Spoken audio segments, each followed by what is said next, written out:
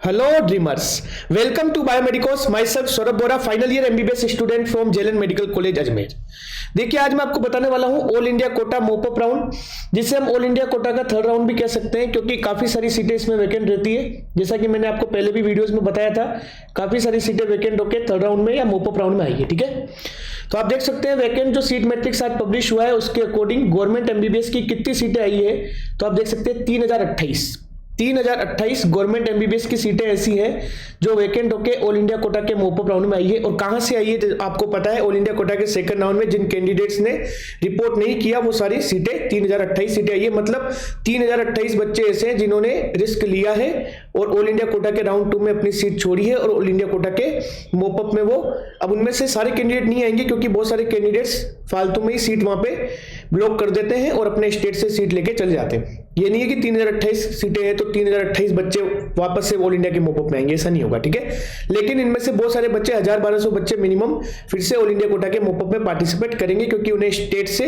अच्छी कॉलेज नहीं मिली है। राजस्थान का कट ऑफ बहुत हाई गया है, 13,000 रैंक पे सब कुछ बंद हो गया। यूपी का और बिहार का और दिल्ली का कट ऑफ वैसे ही हाई रहता है, इसीलिए वो कैंडिडेट्स होंगे जिन्हें ऑल इंडिया कोटा के राउंड 2 में सीट मिली थी, उन्होंने छोड़ दी, स्टेट में गए, स्टेट में भी सीट नहीं मिली, अब फिर से ऑल इंडिया के मोपअप राउंड में आएंगे। ठीक है, लेकिन काफी सारी सीटें फिर भी आपके पास बचेगी। तो आप देख सकते हैं कि कितनी सीटें बची है वो मैं आपको बता देता हूं। जनरल कैटेगरी में 1177 वैकेंट सीटें हैं, एमबीबीएस की गवर्नमेंट सीटों की बात कर रहा हूं। ओबीसी में 855 है, ईडब्ल्यूएस में आप देख सकते हैं 267 है, एससी कैटेगरी में 400 है, एसटी कैटेगरी में 148 है। फिर फिजिकली हैंडीकैप जनरल कैटेगरी में 49 है, ओबीसी फिजिकली हैंडीकैप में 36 है, ईडब्ल्यूएस फिजिकली हैंडीकैप में 23 है, एससी फिजिकली हैंडीकैप में 41 है और एसटी फिजिकली हैंडीकैप में 32 है। और ये वैकेंट सीटें कहां कहां पर है तो मैं आपको बता देता हूं। ये वैकेंट सीटें हर कॉलेज में आई है लगभग। ऑल इंडिया कोटा में भी सीटें वैकेंट होकर आई है, एम्स में भी सीटें वैकेंट होकर आई है, ठीक है, जिपमर में भी सीटें वैकेंट होकर आई है, इंटरनल कोटा वाली भी आई है और ओपन कोटा वाली भी आई है, दिल्ली यूनिवर्सिटी में भी आई है जो डीयू कोटा है, ईएसआईसी के मेडिकल कॉलेजेस में आई है, अलीगढ़ मुस्लिम यूनिवर्सिटी में आई है, डिम्ड यूनिवर्सिटीज में आई है और एनआरआई कोटे की सीटें भी रिटर्न होकर काफी सारी ऑल इंडिया कोटा के मोपअप में आई है। जो मैंने आपको यहाँ पे बताई है, जो आप स्क्रीन पे देख रहे हो 3028 सीटें, ये गवर्नमेंट एमबीबीएस की सीटें हर एक कैटेगरी के लिए। ठीक है, general, OBC, EWS, SC, ST सभी को मिला के 3028 गवर्नमेंट एमबीबीएस की सीटें आई है। जैसा कि एक्सपेक्टेड था 2500 से 3000 सीटें आनी थी, 3028 सीटें आई है। इसमें सारी गवर्नमेंट सीटें इंक्लूडेड है, मैंने डिम्ड वगैरह को इंक्लूड नहीं किया है, सिर्फ गवर्नमेंट एमबीबीएस की सीटें बताइए आपको 3028 आई है। अब देखिए सबसे बड़ा डाउट ये होता है कि कौन कौन से कैंडिडेट हैं जो ऑल इंडिया कोटा के मोपअप राउंड में या थर्ड राउंड में पार्टिसिपेट कर सकते हैं, क्योंकि ऑल इंडिया कोटा का मोपअप राउंड या थर्ड राउंड में इतनी सारी सीटें पिछले साल से आने लगी है। हालांकि पिछले साल भी 1800 सीटें आई थी, इस साल 3000 सीटें आई है क्योंकि इस साल बहुत सारे कैंडिडेट्स को पता था कि ऑल इंडिया कोटा के मोपअप में अच्छी सीटें मिलती है, उन्हें ऐसा अंदाजा था, इसीलिए ऑल इंडिया कोटा के राउंड 2 से सीट छोड़ के वो सोचे कि स्टेट से भी वो देख लेंगे अपने चांसेस क्या बनते हैं और फिर स्टेट से नहीं मिली तो ऑल इंडिया कोटा के मोपअप में चले जाएंगे। इसीलिए आप देख सकते हैं पिछले साल की तुलना में 1200 सीटें ज्यादा आई है इस बार। ठीक है, क्योंकि पिछले साल पहली बार ऑल इंडिया कोटा के मोपअप में ऐसा था कि सीटें स्टेट को रिवर्ट नहीं की जाएगी और ऑल इंडिया के राउंड 2 से ऑल इंडिया के मोपअप में आएगी, इसीलिए कैंडिडेट्स को इतना अंदाजा नहीं था। बहुत सारे कैंडिडेट्स ने रिस्क नहीं ली, ऑल इंडिया कोटा के राउंड 2 से सीटों को ज्वाइन कर लिया था, लेकिन इस बार ऐसा नहीं हुआ, इसलिए ज्यादातर कैंडिडेट्स, सीधी सी बात है कि इस बार पिछले साल की तुलना में नंबर ऑफ सीटें भी ज्यादा है और नंबर ऑफ कैंडिडेट्स जो ऑल इंडिया कोटा के मोपअप राउंड में आएंगे वो भी इस बार पिछली बार की तुलना में या पिछले और भी सालों की तुलना में सबसे ज्यादा होंगे। सीटें भी ज्यादा है और कैंडिडेट्स भी ज्यादा पार्टिसिपेट करेंगे ऑल इंडिया कोटा के मोपअप में। अब देखिए ऑल इंडिया कोटा के मोपअप में पार्टिसिपेट करने के लिए सबसे इंपॉर्टेंट जो कंडीशन है, जो रिक्वायर्ड है, वो ये है कि आपको डॉक्यूमेंट्स होने चाहिए। आपके डॉक्यूमेंट्स अगर आपके पास है तो आप ऑल इंडिया कोटा के मोपअप राउंड में पार्टिसिपेट कर सकते हैं।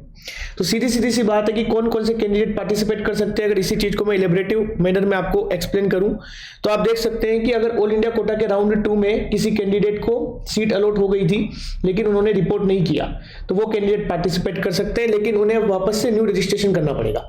देखिए आप जाएंगे official website www.mcc.nic.in NEET UG 2022, वहां पे आपको all India quota mop-up new registration का ऑप्शन दिखेगा।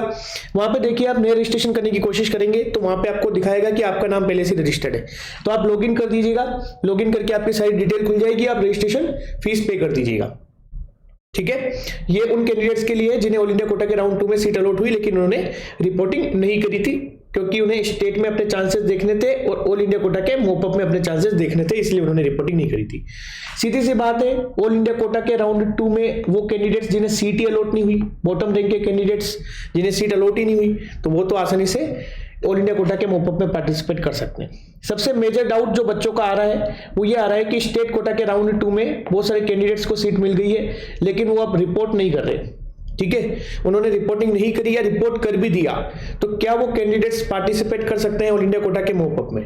तो देखिए, अभी तक ये बिल्कुल भी क्लेरिफाइड नहीं है। पहली बात तो आपको जो स्टेट पर्टिकुलर आपको राउंड 2 से कॉलेज मिला है, आपको अलॉट हो चुका है, वहां की काउंसलिंग अथॉरिटी से आपको एक बार पूछना पड़ेगा कि वो आपको डॉक्यूमेंट्स आपके फिर से दे देंगे या नहीं दे देंगे। अगर ऑल इंडिया कोटा के मोपअप में आपको सीट मिलती है तो आपको फिर से डॉक्यूमेंट्स मिल जाएंगे या नहीं मिल जाएंगे, तो वो आपको एक पर्टिकुलर डेट बता सकते हैं। हो सकता है अगर आपने रिपोर्टिंग कर दी हो तो आपको कह सकते हैं कि आपको ये बोन अमाउंट पे करना पड़ेगा, तब जाके आपको डॉक्यूमेंट्स मिलेंगे।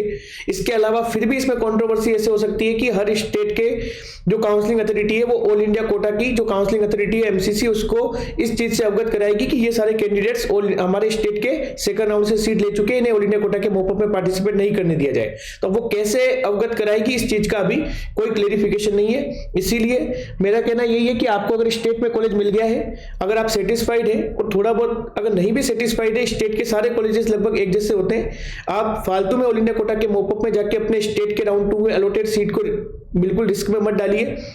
और इससे क्या होगा कि ऑल इंडिया कोटा के मोपअप का कट ऑफ भी आ ही जाएगा। हो सकता है आप जो स्टेट राउंड की 2 की सीट छोड़ के गए वो आपको ऑल इंडिया कोटा के मोपअप में ना मिले, इससे आपका भी नुकसान होगा और आपसे नीचे वाली रैंक वाले जो कैंडिडेट्स हैं उनका भी नुकसान होगा। इसलिए मेरी पर्सनल एडवाइस यही रहेगी, जिन्हें स्टेट कोटा के राउंड 2 से सीट मिल गई है, सारे स्टेट के कॉलेज एक जैसे होते हैं। मैं पहले ही बता चुका हूं, सभी गवर्नमेंट कॉलेज एक ही यूनिवर्सिटी से एफिलिएटेड होते हैं, सभी का एक ही पेपर होता है, सभी का बिल्कुल एक ही टाइम पे पेपर होता है, एक ही डिग्री मिलती है, सारे कॉलेज एक जैसे होते हैं। सिर्फ academics infrastructure college to college vary करता है, बाकी डिग्री आपकी एक जैसी होती है, पेपर आपके यूनिवर्सिटी के एक जैसे होते हैं। इसलिए कोई खास फर्क नहीं पड़ता आप एक पर्टिकुलर स्टेट में किस मेडिकल कॉलेज से एमबीबीएस करते हैं। ठीक है, तो मेरा तो यही आपके लिए राय रहेगी कि अगर आपको स्टेट के राउंड 2 से मिल गया है तो आपको ऑल इंडिया कोटा के मोपअप में नहीं जाना चाहिए, और फिर भी आप जाना चाहते हैं, रिस्क लेना चाहते हैं, तो एक बार अपने स्टेट काउंसलिंग अथॉरिटी से जरूर संपर्क करके फिर बाद में आप ऑल इंडिया कोटा के मोपअप में पार्टिसिपेट करना। तो ये डाउट अब मेरे हिसाब से आपका क्लियर हो चुका है। अब बात करते हैं अपन, इसकी चॉइस फिलिंग स्टार्ट होने वाली है 1-2 दिन में। तो चॉइस फिलिंग में देखो, आपको ध्यान रखना है, सबसे स्पेसिफिकली मैं आपको इंपॉर्टेंटली आपको नोट करवाना चाहूंगा कि मैक्सिमम नंबर ऑफ चॉइसेस आपको फिल करनी है। ऐसा नहीं कि आप लिमिटेड चॉइस फिल करें, क्योंकि आपको स्टे वैकेंसी राउंड में फिर से चॉइस फिल करने का मौका नहीं दिया जाएगा।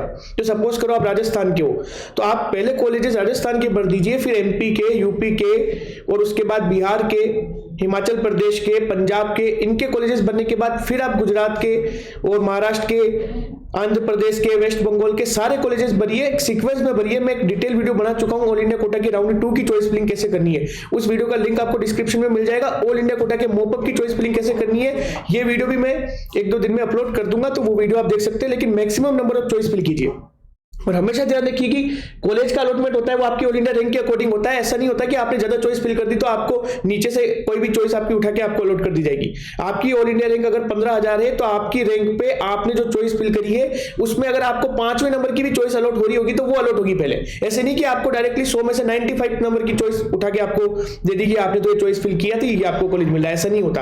आप जो चॉइस फिल करोगे उस सीक्वेंस में अगर आपकी रैंक पे सीट खाली होगी आपकी कैटेगरी में तो आपको मिलेगी। इसीलिए आप नीचे तक कॉलेज भरिए, ये नहीं है कि 100 कॉलेज भर दिए, 50 कॉलेज भर दिए। मेरा तो कहना यही है कि अगर आपको पर्टिकुलर किसी कॉलेज से दिक्कत है, जैसे जीएमआरएस की कॉलेजेस की फीस थोड़ी ज्यादा है, हरियाणा में थोड़ा बोर्ड अमाउंट ज्यादा है, आप नॉर्थ ईस्ट स्टेट्स में नहीं जाना चाहते, अगर ऐसा कुछ स्पेसिफिक रीजन है तो वो कॉलेजेस मत भरिए। बाकी 300-325 कॉलेजेस फिल कर दीजिए प्रॉपर सीक्वेंस में। ठीक है, पहले अपने स्टेट के, फिर आसपास के स्टेट के टॉप कॉलेज, फिर बाद में अपने स्टेट के बॉटम वाले कॉलेजेस, फिर दूसरे स्टेट के बॉटम वाले कॉलेजेस, फिर दूर के कॉलेजेस। आप देख लीजिएगा वीडियो मैंने एक्सप्लेन किया हुआ है, और मैं एक video separately all India quota के मोपअप राउंड की चॉइस फिलिंग के बारे में बना दूंगा। ठीक है, उसके बाद अपन बात कर लेते हैं कि ऑल इंडिया कोटा के मोपअप का एक्सपेक्टेड कट ऑफ क्या रह सकता है। तो ऑल इंडिया कोटा के मोपअप का एक्सपेक्टेड कट ऑफ वैसे तो डिपेंड करता है कि कितने कैंडिडेट्स ने रिस्क लिया है और ऑल इंडिया कोटा के सेकंड राउंड से ऑल इंडिया कोटा के मोपअप में आए हैं, जिन्हें स्टेट में भी सीट नहीं मिला, मतलब कि हाई कट ऑफ स्टेट्स वाले कैंडिडेट जैसे यूपी हो गया, बिहार हो गया, हरियाणा हो गया, राजस्थान हो गया, कितने कैंडिडेट्स है जो ऑल इंडिया कोटा के मोपअप में आएंगे उस चीज पे डिपेंड करती है। 20,000 रैंक तक कॉलेज मिल चुका है जनरल कैटेगरी में राउंड 2 में। अब 20,000 रैंक तक के कितने कैंडिडेट्स ऐसे हैं जो ऑल इंडिया कोटा के मोपअप में पार्टिसिपेट करेंगे, उस इंपॉर्टेंट फैक्टर है वो, जिस पे डिपेंड करेगी ऑल इंडिया कोटा के मोपअप की कट ऑफ। फिर भी हर एक फैक्टर को कंसीडर करते हुए जनरल कैटेगरी में ऑल इंडिया रैंक अगर आपकी 22,500 के अंदर है, अगर आपकी ऑल इंडिया रैंक आप देख सकते हैं 22,500 के अंदर है, मार्क्स आपके 595 से ज्यादा है, तो आपको कॉलेज मिलने के पूरे चांसेस रहेंगे। चाहे मणिपुर में मिले, मिजोरम में मिले, तमिलनाडु में मिले, तेलंगाना में मिले, कहीं भी मिले, लेकिन आपको कॉलेज मिलने के चांसेस रहेंगे।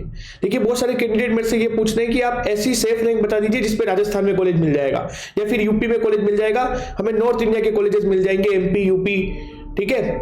तो ऐसा कोई फिक्स अपन नहीं कह सकते, लेकिन नॉर्थ इंडिया में कॉलेजेस बहुत नीचे तक नहीं मिलेंगे, बस मैं आपको ये बता सकता हूँ 14-15 हजार तक आप मान के चलिए, 15,000 रैंक तक कि आपको नॉर्थ इंडिया में कॉलेजेस मिलने के चांसेस रहेंगे, उसके बाद कोई भरोसा नहीं है, ठीक है। ओबीसी में आप देख सकते हैं आपको लास्ट कॉलेज जो अलॉट हो सकता है, अगर आपकी ऑल इंडिया रैंक 23,000 के अंदर है, मार्क्स आपके 593 से ज्यादा है, तो आपको मिल जाएगा।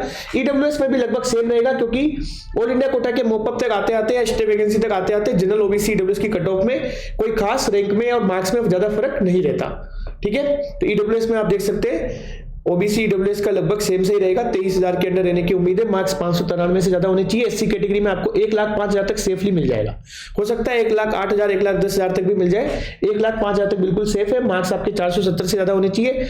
एसटी कैटेगरी में अगर आपकी ऑल इंडिया रैंक 1,40,000 के अंदर है, मार्क्स आपके 435 से ज्यादा है, तो एसटी कैटेगरी में भी आपको कॉलेज मिलने का, कोई ना कोई गवर्नमेंट मेडिकल कॉलेज मिलने के चांसेस पूरे रहेंगे, ठीक है। तो वीडियो अगर आपको अच्छा लगा हो तो चैनल को जरूर सब्सक्राइब करें, ज्यादा से ज्यादा वीडियो को शेयर करें। जो ऑल इंडिया कोटा के मॉपअप राउंड में पार्टिसिपेट करने वाले, आखिरी मौका बचा है आपके पास ऑल इंडिया कोटा में चॉइस फिलिंग करने का। हालांकि स्टे वैकेंसी राउंड और स्पेशल स्टे वैकेंसी राउंड और होंगे, लेकिन उसमें आपको चॉइस फिलिंग करने का, फिर से फ्रेश चॉइस फिलिंग करने का आपको मौका नहीं दिया जाएगा, इसलिए सोच समझ के चॉइस फिलिंग कीजिए, maximum number of choice fill कीजिए, अपने प्रायोरिटीज के अकॉर्डिंग अपनी एक स्पेसिफिक लिस्ट तैयार कीजिए। मैं आपकी उसमें एक वीडियो बना के और हेल्प कर दूंगा। एक वीडियो ऑल इंडिया कोटा के राउंड 2 की चॉइस फिलिंग का मैं पहले से ही लिंक उसका डिस्क्रिप्शन में डाल रहा हूं, डिटेल में 28 मिनट का वीडियो है, पूरा देखिएगा, और मैं ऑल इंडिया कोटा की चॉइस फिलिंग के लिए और वीडियो बना दूंगा। एक्सपेक्टेड कट ऑफ आप स्क्रीन पे देख सकते हैं। जनरल में, ओबीसी में, ईडब्ल्यूएस में लगभग 22,500 से 23,000, एससी में 1,05,000, एसटी कैटेगरी में 1,40,000, ठीक है। गवर्नमेंट मेडिकल कॉलेज आपको मिल जाएगा।